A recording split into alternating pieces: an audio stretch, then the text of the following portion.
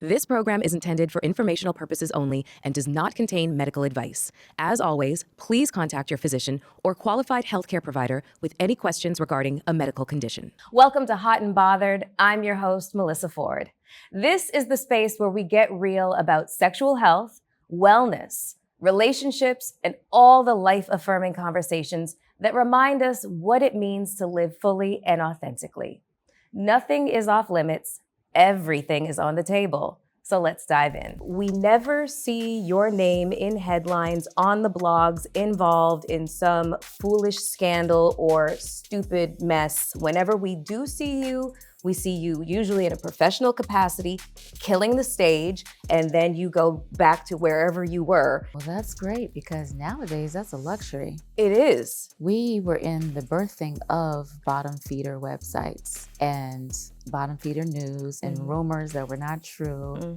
However, even if you're an independent artist right now looking to get discovered, I feel like you need to always have an independent mindset. Even if you are in the system, you have to have a space to be able to create and just always be an artist and create from that pure place. Prince's advice to all of us, but specifically myself, based on my conversations with him. Stay independent and I'll help you. You go back into that system, there's nothing I can do for you.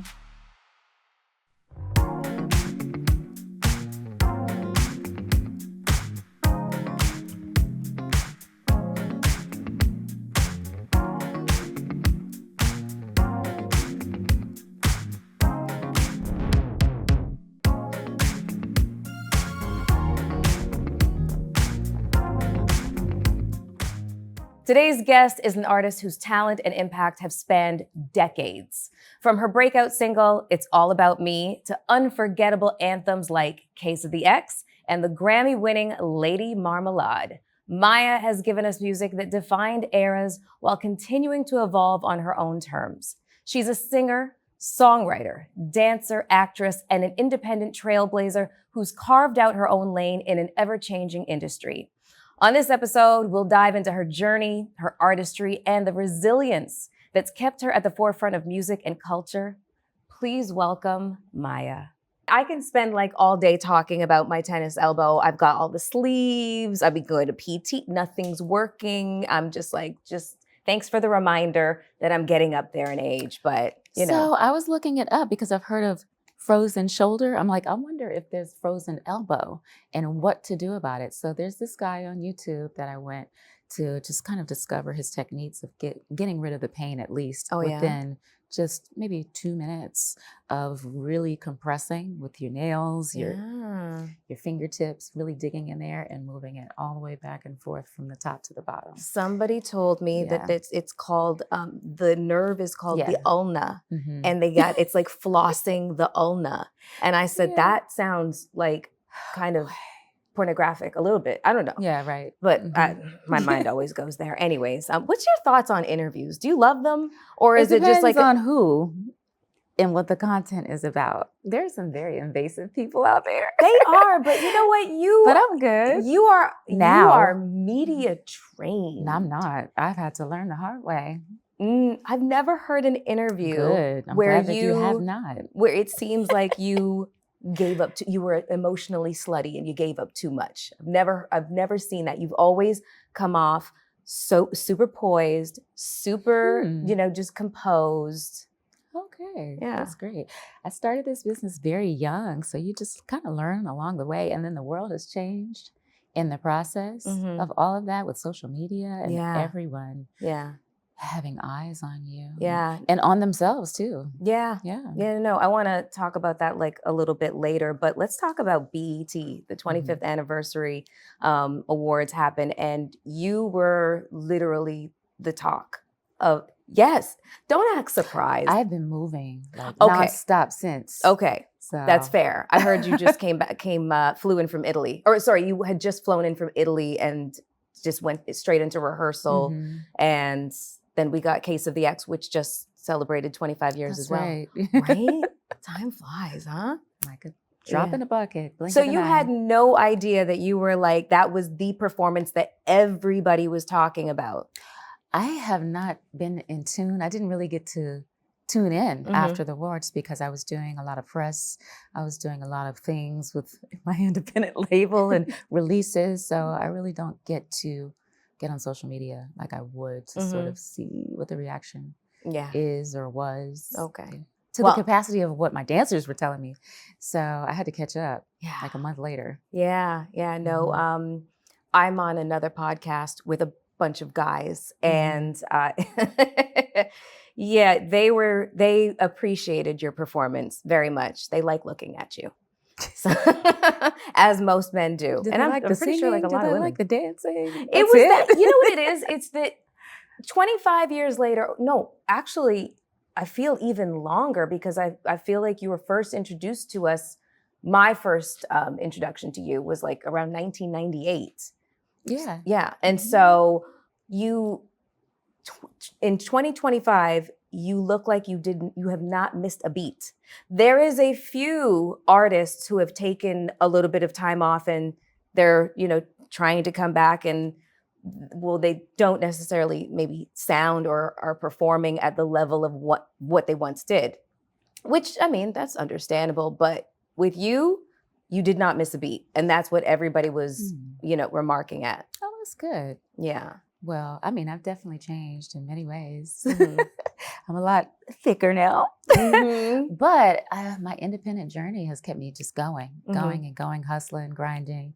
And that's practice every time you get on any type of stage.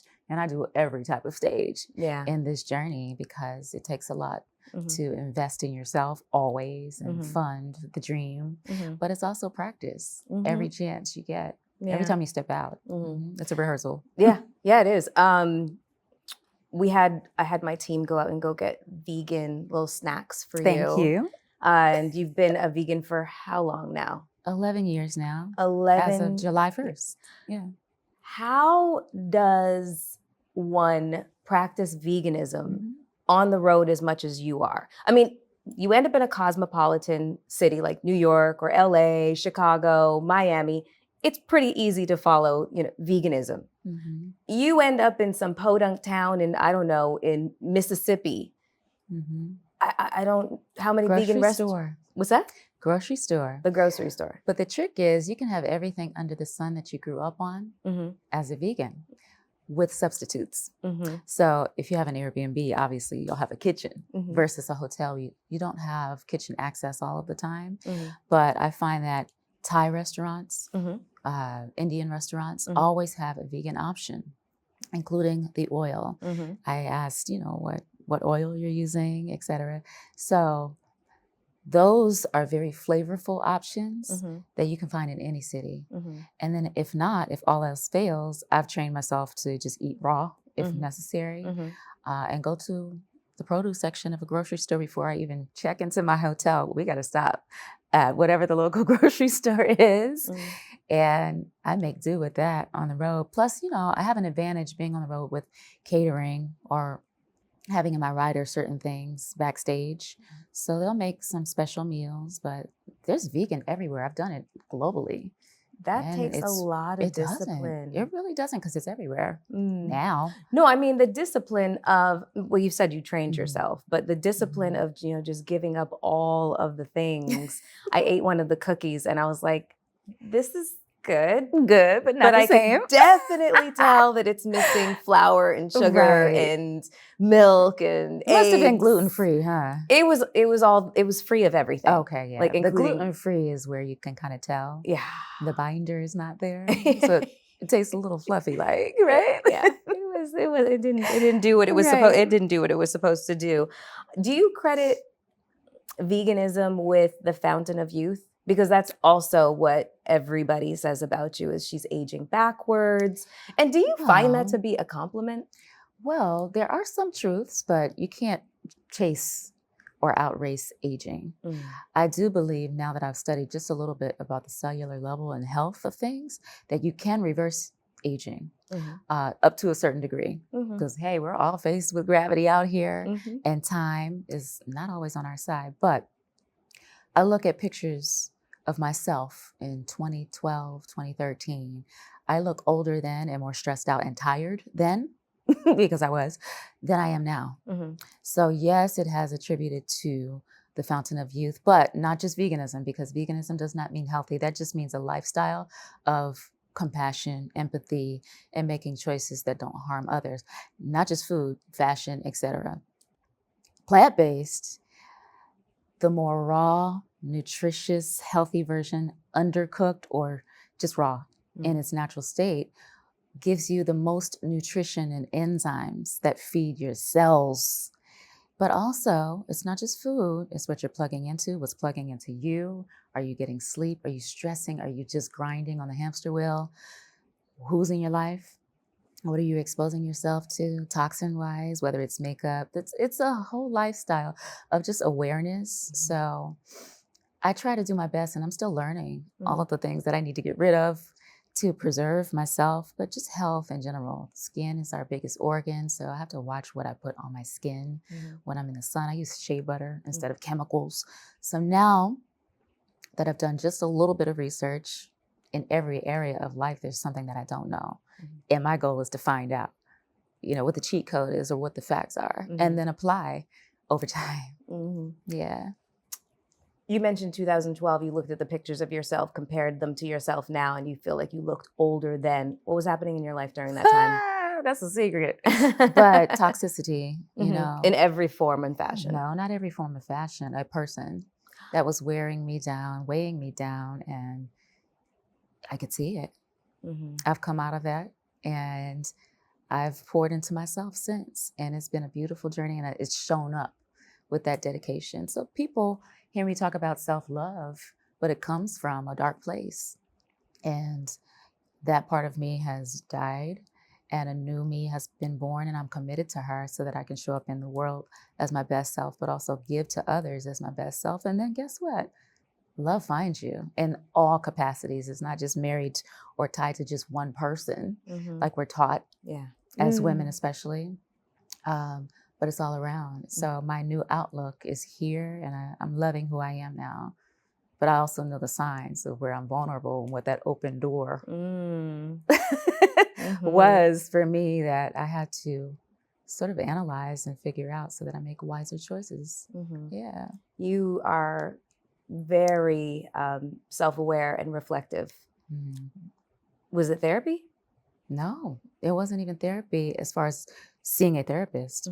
It was really looking at self and seeing what was happening in my life that allowed my walls to come down. Was it feeling like there was a void? Was I trying to fill? And so there were so many things that I recognized when I started looking at me versus pointing the finger elsewhere and you did this, etc.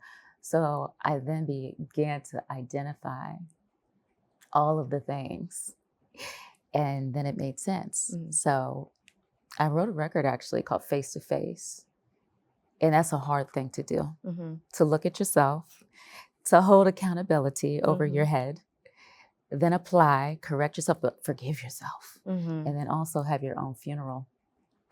Well, now you've had a wedding and a funeral for yourself. The old self. Like, seriously, it's all spiritual though. And so when you see a white wedding dress in a wedding video, music video, it's not, oh, she's cocky and stuck up and she's tired of men and screw men. No, that's not what it's about. It's like really doing the work and figuring out what it is that you resonate with, where your ills are, where your vulnerabilities are, where your mistakes, or were they lessons and blessings? Just self-analyzation, like you said earlier, and pouring into you to figure it out over time and letting life take its course. And beautiful things happen from that place. So it wasn't just one thing, but there's all kinds of therapy. There's nature, there's travel, solo travel, there's great friends, there's writing songs that have been therapeutic, connecting with other individuals for me, and just sharing and being very, very open and transparent about the truth. I remember the spectacle that it became. Everybody was wondering who you were getting married to, and then you got married to yourself. was it an actual ceremony for you? Or was it really just like the, for the video?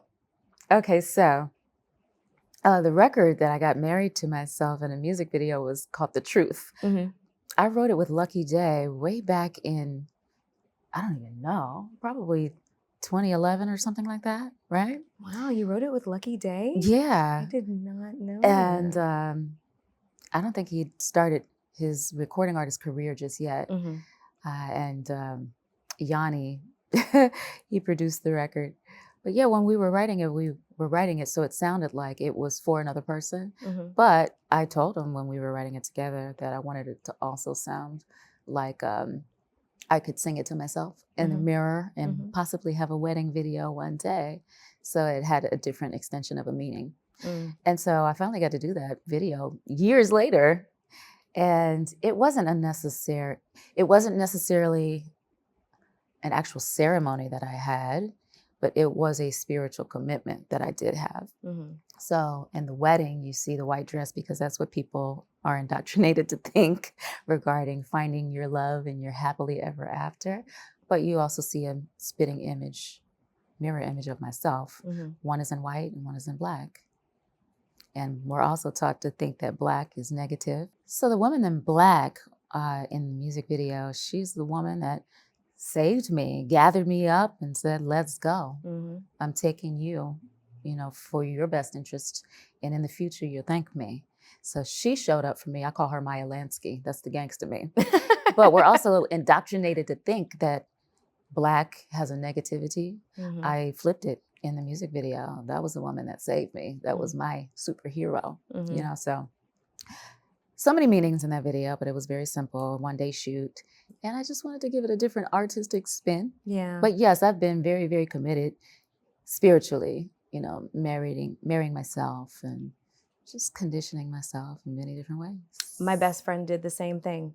She had an entire wedding ceremony for herself. Not a white dress, because she also doesn't believe in, the traditions that were created for whatever reasons. But she did the exact same thing. A commitment to herself. And a lot of people are just kind of dumbfounded as to what that actually means. But I guess once you are on that journey towards deep self-awareness, self-analysis, it seems like a logical step, Yeah.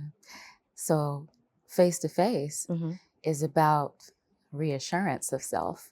And it's sort of starting with the conversation of, hey, I got to get it together.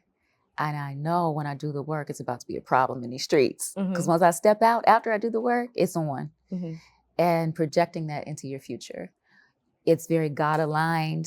You don't really hear Maya talking about these personal things in records, maybe in interviews. So Face-to-Face is from the new project coming up, 10th studio album, but it's very introspective.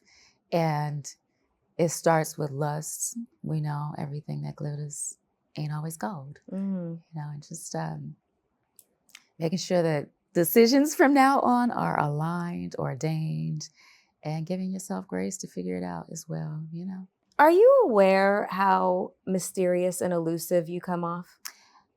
No, I don't. You're not. I live with me every day. There's so many different compartments. Insides that people don't see, thankfully. But we go back. We go back. And Wilmington, North Carolina. Probably further than that. No, it is further than that, because that was 2007. For all of you who are wondering what the hell we're talking about, we were in this little cult classic called Love for Sale. And there's like maybe, 4-year age difference between us, but not in the movie. I literally play her aunt. So there's like a 15-year age difference. I don't know if I should have been insulted by that, but whatever. You don't play my aunt. I'm like your aunt's best friend. Really? Yeah. Yeah. Wait, are you sure you were not my niece in that? And then Jackie Long.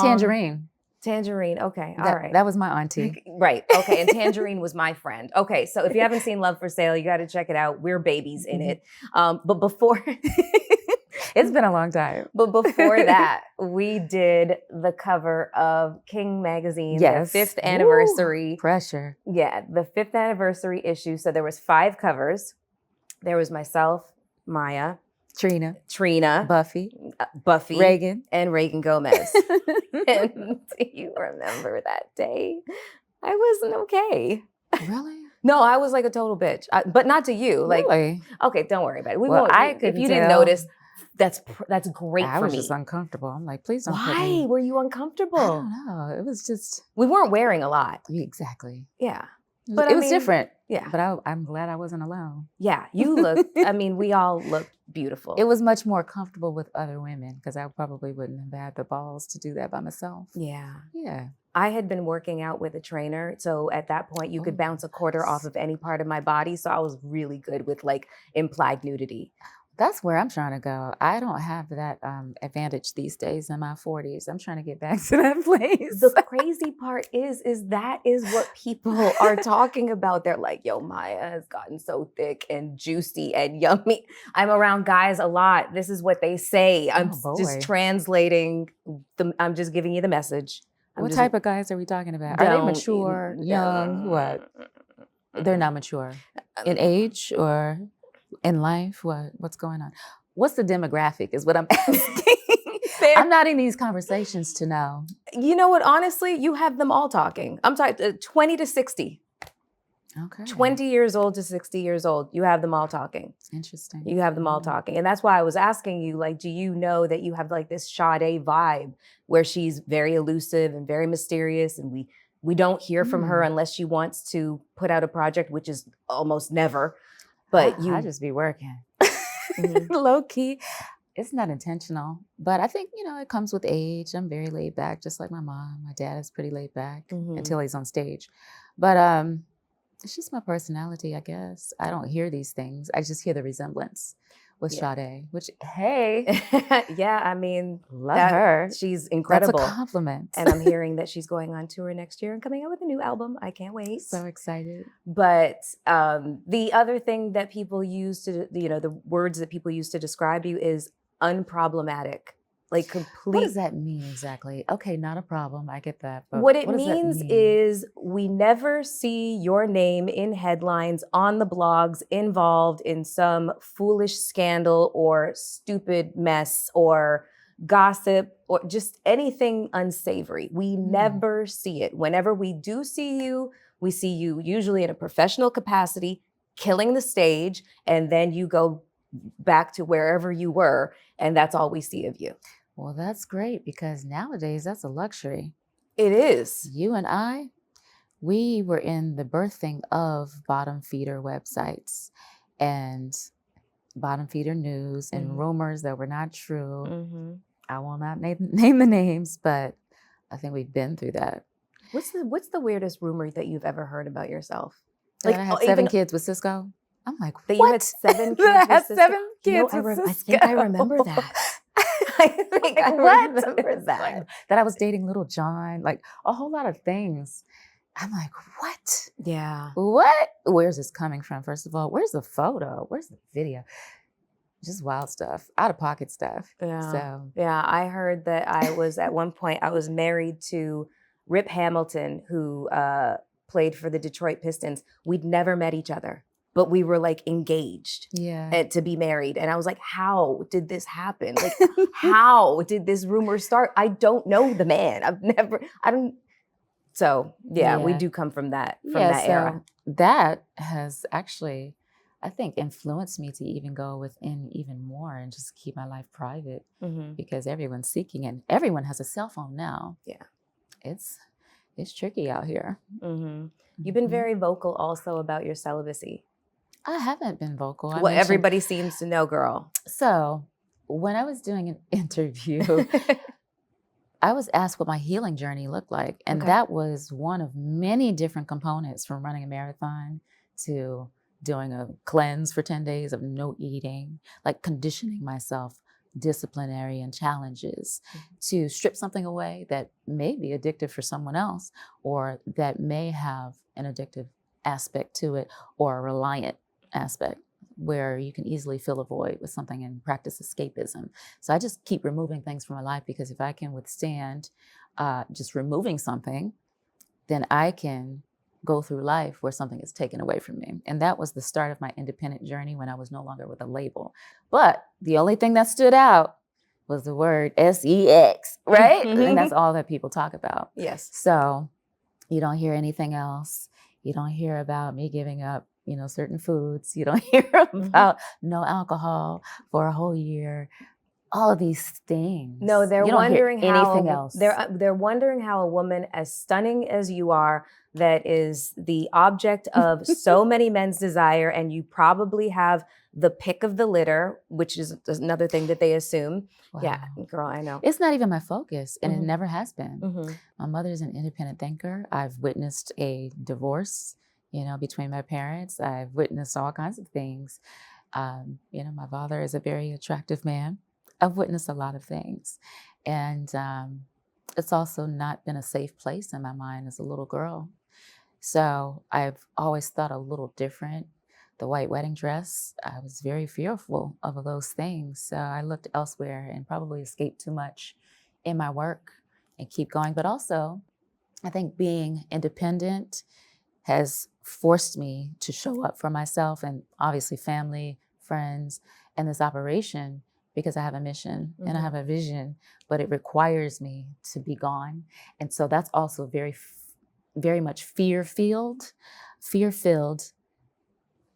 knowing that if I have to be gone 95% of the time and my work calls for me to travel, that must be intimidating. And I also can't show up properly for my significant other. But I'm also now spiritually aligned so much where I know that I'm surrounded by love everywhere I go, right?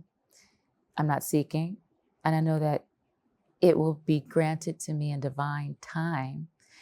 And I'm not worried about it, because my life is full of love, and it comes in so many different forms, not just one person. So I've had to recalibrate my brain and not, I think, govern my life off of this fantasy or illusion that we've all been indoctrinated by or taught by. But when you have a vision as well, and you're fighting for empowerment, and especially for your women coming up, if you plan to be a label and sign young girls, et cetera, and be their protector, it requires you to show up differently and also think differently. So it hasn't been a focal point for me. And this is what it looks like. I'm very happy with myself, but that also required me to strip a lot of things that are expected of me on a specific timeline for the society that we grew up in to have. I'm talking about marriage. I'm talking about kids. And if you don't have it, something's wrong with you, right? But did I desire it? No, not with what I've witnessed and not with what I've been through. So, not to say I won't, and not to say I'm not open. Absolutely. But you never, what I say to people, having never been married and also never having children, I always say, I never got the memo. So when people talk about this biological clock and it was ticking, or they had familial and societal pressure, I never felt it.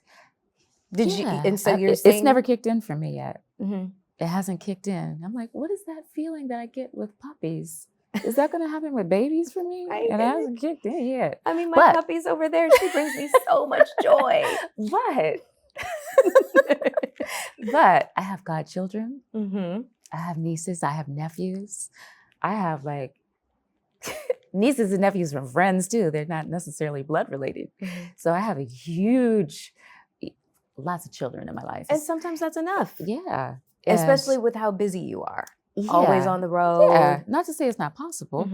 And I'm not open to it. I'm open to all things.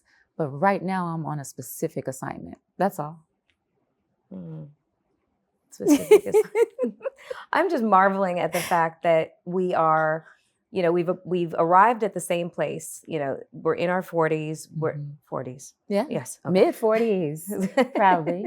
Proudly. Yes. And you wouldn't believe the amount of slack that I get talking openly about the fact that I've never had children and I never got married. People hear that and they process that as I'm an ultra feminist and I'm trying to encourage other women Selfish. that this is, I'm selfish and this is the way that they should, you know, operate their lives. And I'm like, I don't think I've ever said anything remotely close to that. Have all the babies that you want if you're in a situation where you feel safe enough to do so. Absolutely. But it's also okay for a woman to not do that, and her life is still she's still a person of value. Yes. Yeah. Just because it's not on your timeline that you wish for her.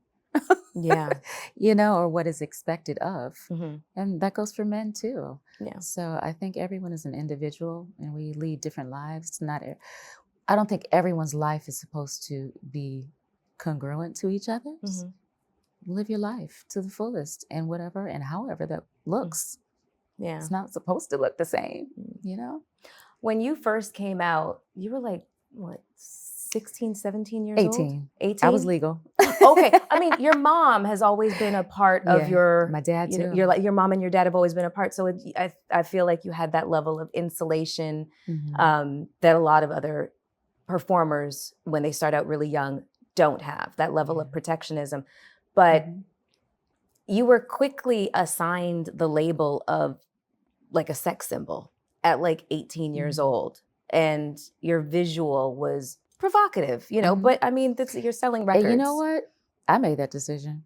Did you? I designed the outfit and everything. Wow. And my dad was right next to me at that video shoot. When I knew I was protected, I could literally be free in who I really was at the time. So that was my idea. Nobody forced me. That's what I wanted to look like because it was different than everyone else. I was a little entertainer, you know, before all of this anyways. And I was very into fashion and sketches and seeing something come to life all the time because my mother's a seamstress. She would make all of my costumes for competitions, recitals. And I was very disciplined too. I mean, I was teaching dance at 14 and working since I was like 3, 4. So it was fun to me. It was dress up, but I've been in leotards since I was 2. And it's just an extension of what I grew up in. And it was my decision. So I didn't even look at it as a sex symbol. I was a virgin. I didn't know anything about that. Wasn't even trying any of that. But it was about expression on what I wanted to look like, how I felt based on the song. And nobody was forcing me to do nothing. Not necessarily forcing you to do anything. Or influential. Or not necessarily influencing you either. I mean, because your counterparts at the time were Brandy, Aaliyah, Monica, Destiny's Child, I guess. You know, so it wasn't necessarily that I think that the sex symbol label was forced upon you, but it's one thing to embrace the fact that you are pretty and you have a beautiful body and you like to show it off. And then there's the reception that you get from, you know, the men maybe in the C-suites or trying to guide your career. I remember hearing about this one particular moment. You described it in a Vibe Vixen piece in 2007, where you had this exec who tried to kiss you, get you handsy, and when I was 17, though. When you were 17, yeah, and he was supposed to be protecting me. But hey, how have you like navigated that? Self-defense classes. A memberette, a firing line, all kinds of things to make sure that when I'm navigating out here by myself or with a team, you want to try me? Okay, I'm gonna try you back. What's that nickname you gave? Maya Lansky. Okay, you don't want Maya Lansky to show up. You know, there's so many places in this world. It's not just this business. It's everywhere. And that comes from the patriarchal world. It comes from conditioning and programming and, I don't know, maybe just a sick mind and preying upon the weak. That exists everywhere. So, you know, I was silent for years about it, and I'm still very silent about that. But I was aware of all the things that could happen. And when I say my mind was going to different scenarios and what I would do, I mean, I think I was even prepared as a 17-year-old. It gets kind of dark. It does. If I had to come to that, then that's what it was going to be. Do you still play the violin? So I played on my Smooth Jones album that was released in 2016. Yeah. Just some background strings on a disco record. Yeah, it was something that I did not know about you. And I'd wondered if you'd started to like incorporate it in my live show. Not just yet. Okay. But I have some records that I've written on a couple of projects later from now. I think that's going to blow people's mind when they see you on a stage playing the violin. Yeah. Yeah. I think that's going to be like... It has to make sense, of course. Yes. I think that's going to be incredible. And also you have, like, tap dancing is like a huge part of your, your foundation. You have a foundation, correct? Yes. The Maya Arts and Tech Foundation. It's about providing arts, of course, skill sets, and technology, merging all of those things together to basically create a space for creativity, independent thinking, and conditioning for the world, with our youth in the inner city. And it's based in DC, where I'm from, DMV area. But I was Miss Maya for years. So I'm looking forward to getting back to that when I slow down a little bit. Yeah. Yes. You've spoken about being independent several times. I just was part of an interview with Jermaine Dupri, who posed a question on Twitter trying to find out why people would choose independence rather than be on a big label. You've been both. You've been on Interscope and you've been independent. What would you say are the differences? And you've stuck with independent, so apparently it's preferable for you. Well, I mean, the major label system is beautiful. As far as I've never heard anyone say that about it. It is. If you're a priority and there's a commitment and even a test. So I was a test dummy pretty much in the beginning, where Interscope was a rap and rock label and there was no R&B department that existed. So Jimmy Iovine gave me a shot through an independent label that I was signed to based in Washington, D.C., which was sort of like our mini Motown by Hawk Islam. And he signed, he signed Drew Hill, Pure Soul, the girl gospel group, and myself, Terry Dexter, and a Latin artist named Elsie Muniz out of Miami. Anyhow, that was our production house family record label, Motown vibes. And he made sure that he invested and brought us to the table 2 major labels. Some said no, and Interscope said yes. However, they needed guidance from Hawk, who knew R&B sonically and how to market. And luckily, I had my brothers, Drew Hill and Cisco from Drew Hill, hop on my new single so that I could, of course, be introduced by the squad, my family. And so it was a bit of a cheat code, but it definitely helped create legs for my project and introduce me to the world. So it may not have worked, or it may have, as just a solo artist with no feature, but we cut through and did the job.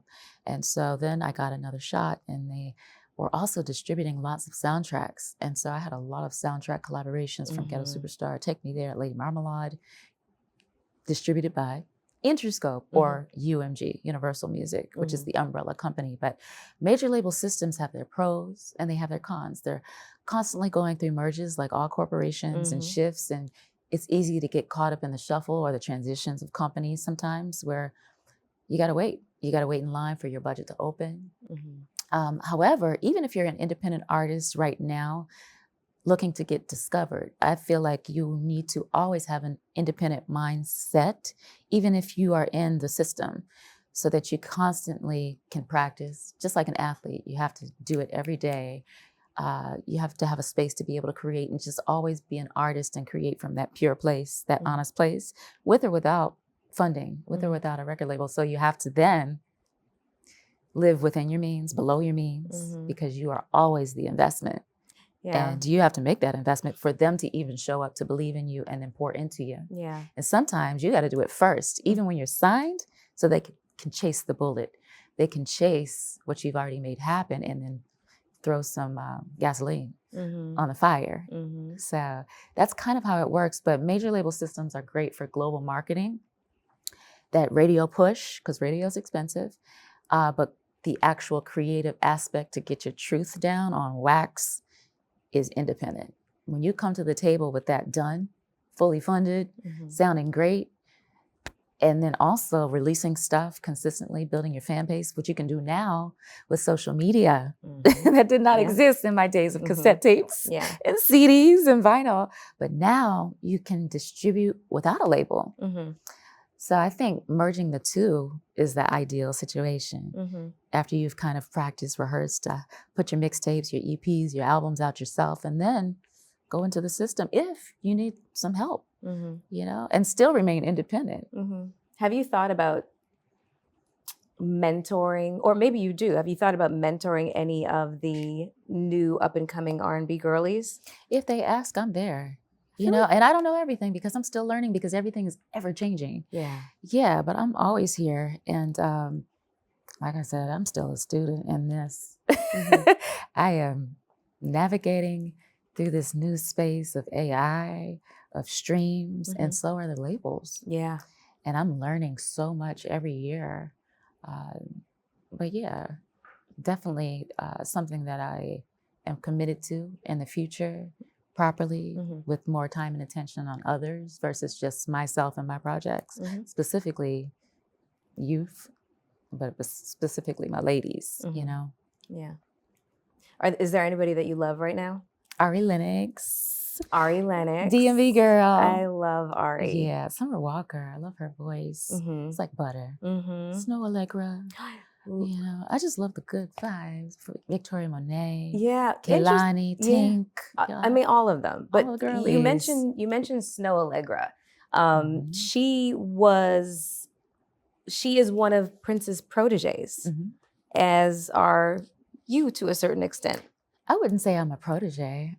I didn't really get that much time with Prince. Did you? But like, what was advice like from Prince? Is that what he was communicating with you, trying to give you advice? Prince's advice to all of us, but specifically myself, based on my conversations with him. Stay independent and I'll help you. You go back into that system. There's nothing I can do for you. There's ways to this and I will help you. Stay independent. And that's the voice of reason that's kept me independent, but I'm still open to, you know, working with majors. But I think my goal is just to been dishing out projects, you know, as much as possible, just to keep fans satisfied. Or singles, etc. So I was wondering, when it comes to singles, are singles always a prelude to an EP or of an album, or can they just be a single by themselves, just to keep everybody aware that you're working? Yeah, singles can be for anything, whether it's Valentine's Day or anything thematic, holiday-based, anniversary-based. It's whatever you want it to be, especially if you're independent. Yeah, I've had concept projects, I've had mixtapes, I have EPs, and they all have a specific direction, concept, genre, mood, and it's fun. You know, you get to be an artist and create something from scratch and experience specifically. Some of it's J-pop for me, for Japan albums. The others are just straight hood, beauty in the streets with some heavy hitter features, you know, and it can be what you want it to be. That's what art is. That's what it's supposed to be. Yes. I was gonna ask, because I was listening to the new single, Give It To You, in the car today. And I saw the video too, and it's giving me like 1980s Miami vibes. Yeah. Fun summer bop. It was really sweet. Funk. That era was my living room. Yeah. My dad is a musician, singer, and I watched him perform those records and rehearse those records literally with a band in my living room or garage growing up. And that was the soundtrack of my life. The Rick James, Kool and the Gang cameo. Mm-hmm. The list goes on and on. Mm. Patrice Rushen. And it just brought so much joy. So it's outside music. It's that block party music, barbecue, cookout music, Mm-hmm. family times, friends. And that's what summer represents for me. Mm-hmm. So I wanted to emulate that sound. So is this single a prelude to an EP or an album? Are you working on an album currently? My album is done. Okay. It is mixed. It is mastered. One of the things that I've gotten to do for the very first time for my music is mix in Dolby Atmos, which is spatial audio, which is really interesting. I sound like a geek right now, probably. But I've been in the studio with one of the engineers that I'm working with, shout out to Rock, to really experience it. And it's surround sound, 360 degrees around you, basically from the waist up, but all around top, left, right, middle, and the back. And you hear music differently than you would in just left, right stereo. Yeah. And then you get to see all of the places in the room that sounds are traveling, and you get to have a say on how you want that mix to go. Wow. So it's like a playground for me. I love that aspect of creating that experience for the listeners. Do you have a launch date in mind? I do, but I don't. I do, but I don't announce release dates until I've hit submit in my system. And what's it going to take for you to say to press submit? Are you going to listen to it a few more times? So there's so many. No, I'm happy with the sounds. I'm happy with everything. So there's so many components to something that us geeks call metadata. There's publishing information that you're uploading, literally all the names, all the credits, the thank yous, the artwork, the lyrics, the lyric booklet. There's stuff to this, the title, the clips, where you want it to start and end on each platform for each song. Like you have to get all of those components together, the title, the price tier, man, the copyright, the names, the right spellings. It's a lot of work.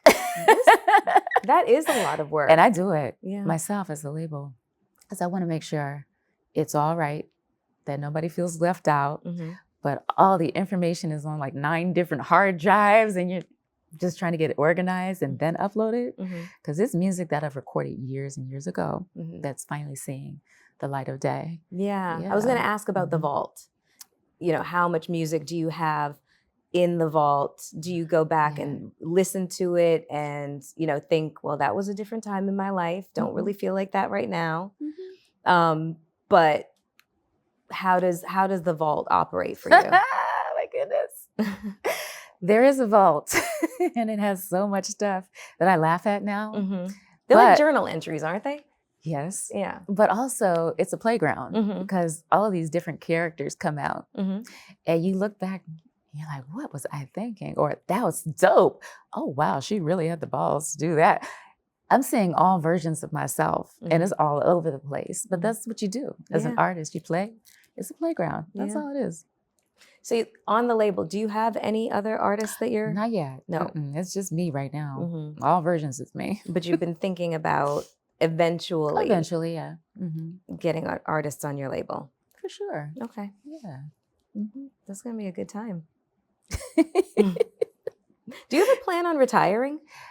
I don't know what that word means exactly yet because I have so many other things outside of just music. That Not saying that me. retirement should be, you know, within your purview, but I don't know. My parents are just, they're always working. I don't think we know how to sit down. Like my mother's like literally mowing the lawn. I'm like, you don't have to do that. Yes, I do. You know, we're workers. We just like to go and do stuff. So I don't think I'll ever just sit down. I'm going to find something to get into, whether it's painting or what. I don't know, but I'm going to be busy in a healthy way. I would like to aim for more balance in my life, but I have so many other things that I foresee outside of music. What does more balance look like for you? More travel? More travel, more rest, more sleep, more cooking, more eating food. I really want to sit down to really get with a trainer because being on the road, I got to compensate by taking things off of my plate. Lord, and I love food. I just love food. I do too. And it's all over the place with the time zones and the body clocks. You don't know what time your body's supposed to be eating. And it wreaks havoc on you when you're eating at late hours right before you go to bed. So if I can get maybe more stationary in my life versus travel in different time zones all the time, my nervous system will be a little bit more regulated. Some of this bloating will come off. Yeah, I don't know about I that, can wear girl. certain things again. I mean, a lot of things have changed. I'm not 18 years old You anymore. mentioned eating raw, and I was like, that is the first way to become just walking gas bubble. Really? Yeah. Well, maybe your Really? system is like Raw? accustomed to it. Me, raw, you wouldn't want to sleep next to me that night. It would be terrible. Oh. Yeah. No. That's why they have the opposite. They have this stuff called Beano. Sprinkle it on your food. If you take Beano, there will be no gas. Oh. Put me onto the tricks. No. I mean, it doesn't seem to be affecting you, so don't worry about it. You're fine. You're absolutely fine. Yeah. All right. I want to wrap up with a rapid fire. It's fun. Oh boy. Yeah. I'm bad at these. No, I am well, let's see. horrible. We'll see how you I'm long-winded too. So let me remind myself, this is one word answer. It's rapid fire. But what I did want to ask you is career highlight. What's at the top? Like a moment or just in general? It could be a particular song that you recorded with a particular artist that you really liked working with. It could be the response to music that you didn't know was going to happen. It could be a particular video that you had a lot of fun shooting. It could be something that nobody has any idea about that you were behind the scenes of. And is this a part of the rapid fire? No, this isn't it. Okay, that's coming. Yeah. There have been so many career highlights, especially meeting the people that you once listened to in your living room, ending up on stage with them, eating dinner with them, having conversations of enlightenment with them, hugging them, sending flowers. Yeah. I'll go with my recent encounter. Okay. And I teared up. Because it transported me back to my childhood and all the joy that my parents had with each other, how I was made, why I even exist. And one of my favorite songs of all time, actually, I deemed it my favorite song of all time. And I got to explain to him why. I can't in person, in the flesh. Stevie Wonder. I thought it might be. Yeah. And what was the song? Ribbon in the Sky. My dad used to sing that song all the time. He can sing and he can whistle too. But I was literally a young girl in his Jaguar XKE hatchback. And I would literally look for a ribbon in the sky amongst the stars. And Stevie was able to explain to me as an adult the true meaning of what that ribbon meant. And he said, love is a gift. And the ribbon was to represent the sealing of that gift between two people, the sealing of love, which is a gift. And so I was always looking for a physical ribbon. I thought ribbons were pretty when I was a little girl. So I was fascinated by stars, but I was looking for that ribbon in the sky. Wow. As a little girl. That's a great moment. I just told him about it, and I got to see him perform live in Birmingham, UK. I took an Uber there. I was like, no, I'm going to see this legend. I will purchase a ticket by myself and go. And I did. I traveled. Did you? And nobody knew it was you? 2.5 hours. You know, I roll low key, a cat, a mask, and I'm a go because I'm not going to miss this opportunity. Then on my way, his team hit me. He was like, oh, you got 4 passes, 4 tickets. We'll see you after the show backstage. And, you know, just being able to give a legend that has so much passion, spirituality, conscious thought in every lyric, the musicianship, it's next level. And then to understand how this man sees, it's on a completely spiritual level than the rest of us that can't necessarily relate. And all the things, the material or physical things of this world that sometimes govern our lives. it was a true reminder, but also a blessing to just be in his presence and hear him speak his truth and what he's passionate about. It was like a cup overflowing with love. Yeah. So Stevie Wonder is one of my recent career highlights, or just highlights in life in general. Yeah. And I shared that with my dad and my mom, and they were just so happy because they know that was the soundtrack to our living room. Yeah. It's wonderful meeting Stevie. He's got like this, it's, you know what it's called? Rarefied air. That's the thing. When you are in his presence and meeting him, you really want to pinch yourself because it doesn't feel real. Because this person, like you said, has been a soundtrack of so many of our lives, and he's just been like a fixture. So I can understand why you would say special. that. A special being. Yeah. Yeah. Okay, so we are going to get into rapid fire right now. Okay. Let me get my rapid fire questions over here that I had hidden behind my seat. Okay.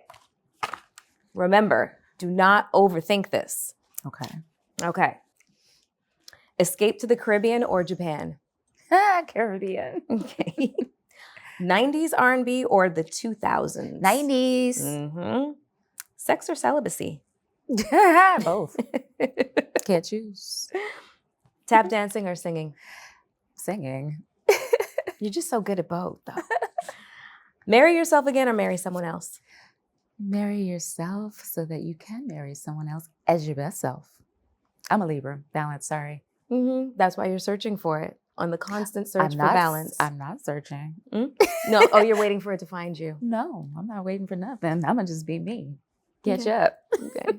Well, I'm glad that all of you came to sit with me here on Hot and Bothered with Melyssa Ford. Thank you. This was a long time in the making. And I had interviewed you during the pandemic, but it was over Zoom. And yes, I remember. You were so gracious. I hate Zoom. Like I hate Zoom interviews. They drive me nuts. I like to be in the presence of the person. I like to sense their energy. I like to, exchange warmth and energy. And this was great. I'm very happy that we got to do this. Thank you so much. You're welcome. It was beautiful and wonderful to see you. You too. You're fabulous, as always. Thank you.